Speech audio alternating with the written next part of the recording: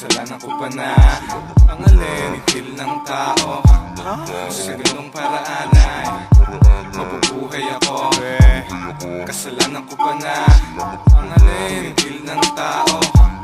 Sa ganong paraan ay mabubuhay ako. Alas 12 ng gabi, kabilugan ng buwan, tayo ay maglalaro ng tagu-taguan. Nahanapin kita kahit nasan ka pa. Halas sige tumakbo ka hanggat kaya mo pa. Ahanda ko muna sandali ang gagamitin ko, kasi ngayong gabi ikaw ang kakainin ko. Matagal-tagal na rin akong di nakakatikim ang sariwang dugo, parang gusto nang inumin. Nilalasap kita, magdasal ka na.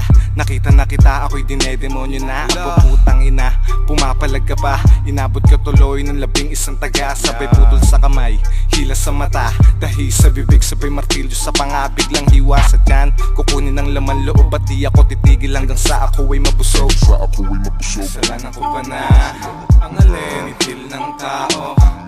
Sa ganong paraan ay mabubuhay ako. Kasalanan ko pa na ang alinitil ng tao.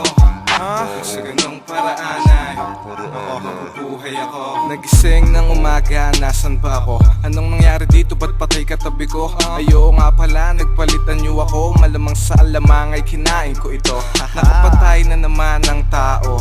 Panginoon, patawarin mo ako. Bakit ba kasi di ako normal? Mas masahol pa ako sa mga kriminal o tao sa araw, pero kahit umayaw, pag buwan ay bilog ako ay halimaw. Pag ako ay nakatiyempo, sigurado na patay. Hindi ko iiwan ng buhay, ikay mapapas sa peligro. Pag napalapit ako, magdasal-dasal ka na, ito na ang hantungan mo. Kahit na anong gawin, pumalagman ay balak, hindi mo na mapipigilan ng paghasik ng lagim.